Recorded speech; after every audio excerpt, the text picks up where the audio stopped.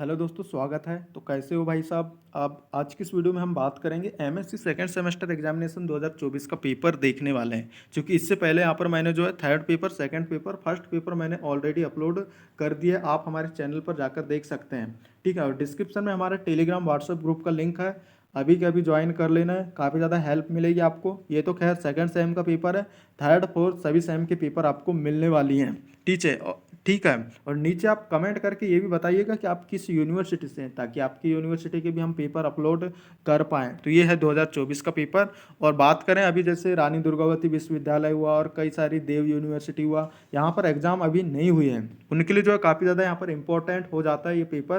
क्योंकि यहाँ पर सिलेबस सेम, तो भाई पेपर भी सेम ही आता है, उतना ज़्यादा फर्क यहाँ पर नहीं पड़ता। एक दो क्वेश्चन अलग हो जाते हैं, लेकिन काफ़ी सारे प्रश्न यहाँ पर रिपीट होते हैं। तो इन क्वेश्चनों को रट लेना है। यदि आप कोई दिक्कत नहीं है, 2025-26 में पढ़ रहे हैं, तो पुराने पेपर से भी काफ़ी सारे प्रश्न आते हैं, आपके लिए काफ़ी ज़्यादा इंपॉर्टेंट हो जाएगा, आइडिया हो जाएगा किस तरीके से आपका पेपर आता है। तो देखेंगे, फोर्थ पेपर है, देख लेते हैं। Cell biology, genetic and plant breed.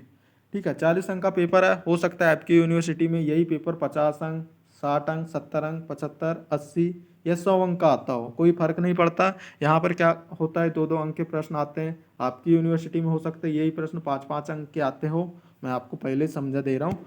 और हो सकता है यहाँ पर 5-5 जो अंक के प्रश्न आते हैं आपकी यूनिवर्सिटी में, वही प्रश्न 10-10 अंक के कर देता हो। ठीक है, यदि आपके जो अंक ज़्यादा अंक का पेपर होगा तो ज़्यादा अंक के यहाँ पर पेपर रहेंगे, लेकिन उससे कोई फर्क नहीं पड़ता। ठीक है, 2 अंक का है तो आपकी यूनिवर्सिटी में वो 5 अंक का कर देगा। हिंदी इंग्लिश दोनों में पेपर आया हुआ है। पेपर देखेंगे हम किस प्रकार। और ये जो यूनिवर्सिटी है, यहाँ पर विकल्प भी पूछते हैं, 5 विकल्प पूछते हैं। आपकी यूनिवर्सिटी में हो सकता है क्वेश्चन वगैरह पूछते हो, तो वो भी देखेंगे। तो विकल्प भी आप देख लीजिएगा, हो सकता है आपके लिए हेल्पफुल रहे, और आपका नॉलेज का पता भी तो चलेगा कि भाई कितना आखिर आपको बन रहा है। तो सही आंसर पता होगा तो नीचे कमेंट करके बताइएगा। और अभी तक की जिस भी देवी और सज्जनों ने सब्सक्राइब नहीं किया, तो प्लीज़ अभी के अभी क्लिक कीजिए सब्सक्राइब बटन।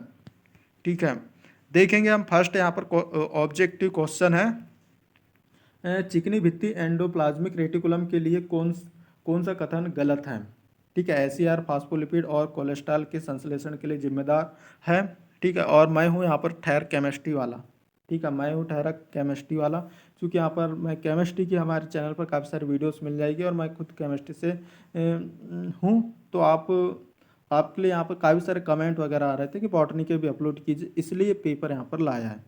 तो पढ़ने में जो भी मतलब पढ़ने में यदि कोई गलती हो जाती है तो आप माफ़ कीजिएगा। एसीआर प्रोटीन संश्लेषण के लिए जिम्मेदार है, या तो आप खुद यहाँ पर पढ़ सकते हैं। ठीक है, सी नंबर पे दिया एसीआर स्टेरॉयड हार्मोन के उत्पाद को स्त्राव करने के लिए जिम्मेदार है। अगला यहाँ पर विकल्प दिया है डीआर कार्बोहाइड्रेट के चयापचय के लिए जिम्मेदार है। ठीक है, कौन यहाँ विकल्प क्या दिया हुआ था हमारा कि चिकनी भित्ति एंडोप्लाज्मिक रेटिकुलम के लिए कौन सा कथन गलत है? तो देख लीजिएगा गलत कथन। इंग्लिश वाले भी आप यहाँ पर इंग्लिश से पढ़ सकते हैं। ठीक है, हिंदी इंग्लिश अगर यहाँ पर मैं पढ़ने जाऊँ तो यहाँ पर जो 8 मिनट की वीडियो है 16 मिनट की हो जाएगी। अब यहाँ पर दूसरा जो विकल्प है ये देखेंगे, सही कथन खोजें। यूकेरियोटिक और प्रोकैरियोटिक गुणसूत्र केवल डीएनए से बने होते हैं।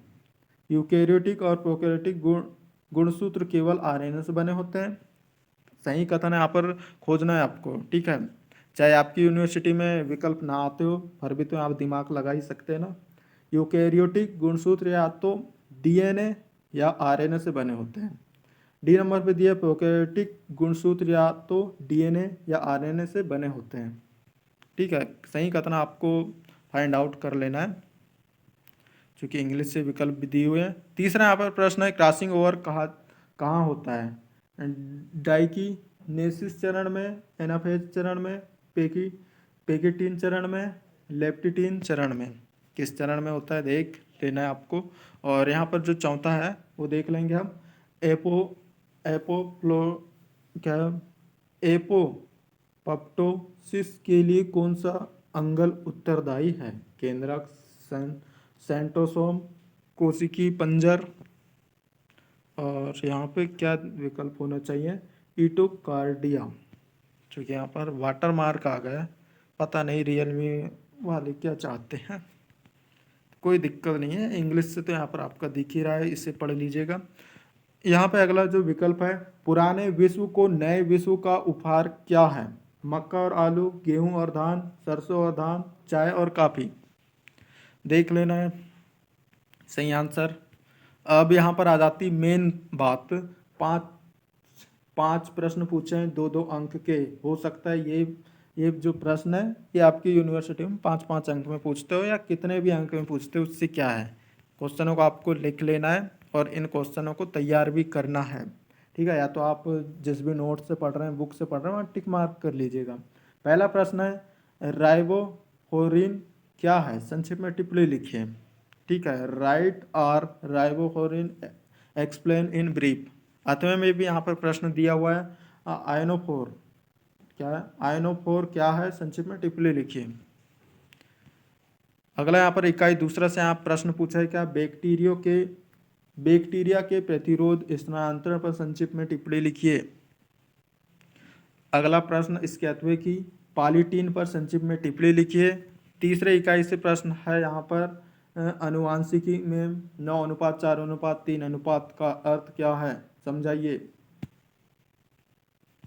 अगला यहाँ पर 8वें प्रश्न पूछा है, पुनेट स्क्वायर के संदर्भ में आप क्या समझते हैं? उपयुक्त उदाहरण से ही समझाना है आपको भाई।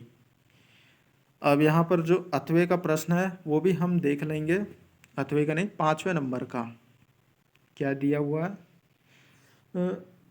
कार्ड डुचेट या केट क्राई सिंड्रोम पर संक्षिप्त में टिप्पणी लिखिए। 8वें की यहाँ पर बात आती है, अंतर्वशी पर बहुगुणिता को उपयुक्त उदाहरण सहित यहाँ पर समझाना है। अब यहाँ पर इकाई 5 से प्रश्न पूछे हैं, वंशावली विश्लेषण पर लेख लिखिए, पर एक लेख लिखिए। अतः यहाँ पर बात आती है, संकर ओज पर एक लेख लिखिए।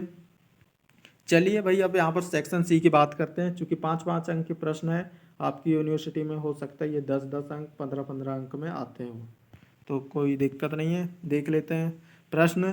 पहला प्रश्न यहाँ पर आ जाता है 5 अंक का, चूँकि 7वें नंबर का प्रश्न है, पौधों में कोशिकी कार्यकी तथा चयापचय पर रिक्तिका की भूमि पर विस्तृत विवरण लिखिए। 8वें की बात आती है तो यहाँ प्रश्न पूछा है, क्या निम्न पर संक्षिप्त में टिप्पणी लिखिए। जाइलो, ग्लूकेन और लिग्निन। इकाई दूसरा से यहाँ पर प्रश्न पूछे गए हैं, क्या काफ़ी बड़ा सा प्रश्न है, हेटेरोक्रोमैटिक जीनोम संगठन में कैसे महत्वपूर्ण चालक के रूप में कार्य करते हैं, इसकी व्याख्या कीजिए और इनके माध्यम से अनुवांशिकी विकारों के इलाज की संभावनाएं को बताइए। ठीक है, काफ़ी बड़ा सा प्रश्न है और इन प्रश्नों को आपको, इससे एक भी प्रश्न आपको मैं कह रहा हूँ बिल्कुल छोड़ना ही नहीं है। भले ही आप शुरू में अच्छे जो बन रहा है वो आपको करना है, बाकी बाद में जो नहीं बन रहा है उनको आप कुछ ना कुछ रिलेटेड लिखना है, लेकिन लिखना है, बिल्कुल छोड़ने का काम है ही नहीं है। ठीक है, कोई दिक्कत नहीं है। हो सकता है यदि आप वो प्रश्न, मान लो ये प्रश्न आपको नहीं बन रहा है, ठीक है, पेपर में, और बात करें इसी प्रश्न पत्र की, तो ये 40 अंक का पेपर है, इसमें पास होते हैं 14 अंक में। ठीक है, और मान लो आपको 13 अंक हो रहे हैं। ठीक है, यदि आपने ये प्रश्न किया है, ठीक है, यदि आपने ये प्रश्न किया है, रिलेटेड भी किया है, तो हो सकता है आपको इसमें 1 अंक मिल जाए, लेकिन आपने किया ही नहीं है तो उसमें क्या मिलेगा? 0, खालिस्तान। ठीक है, उससे अच्छा है आपको कम से कम भी थोड़ा बहुत तो आपको लिखना ही है, रिलेटेड। हो सकता है तुक्के से सही हो जाए, या मान लो किसी टीचर का दिमाग सही हुआ या अच्छे मूड में है तो अंक दे के आपको पास कर ही देगा। लेकिन आपने यदि कुछ लिखा ही नहीं है तो भाई उसमें क्या देगा और आपको पास कैसे करेगा, ये सोचो। इसलिए क्वेश्चनों को बिल्कुल छोड़ना नहीं है। तो ये था भाई मैं थोड़ा सा अपने तरफ से भाषण। तो आगे बढ़ते हैं। अब अथवे की बात आती है, निम्न पर संक्षिप्त में टिप्पणी लिखी है। ठीक है, लैम्ब्डा फेज गुणसूत्रों की संरचना। दूसरा है लाइट हार्वेस्टिंग कॉम्प्लेक्स, और ये रहा इंग्लिश में। अब यहाँ पर इकाई तीसरे की यहाँ पर बात आती है, यूकैरियोटिक और प्रोकैरियोटिक गुणसूत्र पर तुलनात्मक विवरण कीजिए। विवरण लिखिए, मतलब वही है कि आपको अंतर लिखना है, यूकैरियोटिक और प्रोकैरियोटिक गुणसूत्र आखिरकार होते क्या हैं। 8वें की यहाँ पर बात आती है, 8वें प्रश्न है, निम्नलिखित पर संक्षिप्त में टिप्पणी लिखिए। हॉलीडे क्या? हॉलीडे हॉलीडे जंक्शन रिजोल्वेज क्या है, फोर्क लाइन विधि। अब कौन कौन सी विधि है भाई देख लीजिएगा। खैर हम तो हैं भाई केमिस्ट्री वाले। अब इकाई चौथे की यहाँ पर बात आती है, प्रश्न पूछा है क्या, साइक्लिक क्या है, साइक्लिन क्या है, वे कोशिका चक्र के विभिन्न चरणों को कैसे नियंत्रित करते हैं, इसे आपको समझाना है। अतः यहाँ पर बात आती है तो पूछा है निम्नलिखित पर संक्षिप्त में टिप्पणी लिखिए। राइबर्ट सोनियन ट्रांसलोकेशन और क्रोमोसोम का निर्माण, ठीक है, फॉर्मेशन ऑफ आइसोक्रोमोसोम। इकाई पांचवें की यहाँ पर बात आती है, प्रश्न है इन सीटू हाइब्रिडाइजेशन तकनीक क्या है, ISH क्या है, आधुनिक जीव विज्ञान में उनके सिद्धांतों और अनुप्रयोग लिखिए। अनुप्रयोग मतलब वही बात है उपयोग, ठीक है, उपयोग आपको लिखना है, ये आखिरकार आधुनिक जीव विज्ञान में किस प्रकार उपयोगी है। अथवे की यहाँ पर बात आती है तो अथवे में प्रश्न पूछा है क्या, परागकोश के संवर्धन तकनीक तथा पौधे के प्रजनन में उनके उपयोग पर लिखिए। तो भाई ये सब निबंध टाइप के प्रश्न है, इन सभी को तो आप बहुत डिटेल से लिख सकते हैं और इजी टाइप का भी हो जाता है आपका। तो इस टाइप का पेपर आता है, तो मैं आपको बता दिया, एक भी क्वेश्चन आपको छोड़ना नहीं है, भले ही नहीं बन रहा है उससे रिलेटेड कुछ तो बनेगा, और पढ़ के जाइएगा, बस मुंह उठाकर आपको नहीं जाना है, ठीक है, मुंह उठाकर जाएंगे कि हाँ भाई आँख पोछे चले, तो ऐसे में कुछ नहीं होने वाला। पढ़ के जाइएगा तो ही आप, अगर वो क्वेश्चन आया तो रिलेटेड भी लिख पाएंगे। और चैनल पे अभी तक नए हैं और सब्सक्राइब नहीं किया है तो भाई कर क्या रहे हो, सब्सक्राइब करो, और डिस्क्रिप्शन में टेलीग्राम व्हाट्सएप ग्रुप का लिंक है, ज्वाइन कर लीजिएगा, आपका ही फायदा होगा। थर्ड सेम फोर्थ सेम के मैं पेपर डालूंगा, टेंशन क्या ले रहे हो, ठीक है। और डिस्क्रिप्शन में हमारा जो व्हाट्सएप नंबर है उस पर आप मैसेज कर सकते हैं, और सारे ग्रुप वगैरह ज्वाइन कर लीजिएगा। किस यूनिवर्सिटी से नीचे कमेंट करके बताइएगा, ताकि आपकी यूनिवर्सिटी के भी पेपर हम अपलोड कर सके। बाकी ये था फोर्थ पेपर, क्योंकि चारों पेपर मैंने अपलोड कर दिए, फर्स्ट सेकंड थर्ड, जाकर हमारे चैनल पर देख लीजिएगा। और सभी दोस्तों को बिल्कुल धुआंधार आपको शेयर कर देना। मिलते हैं अगली वीडियो पर। Thanks for watching, bye, tata, good night, good morning.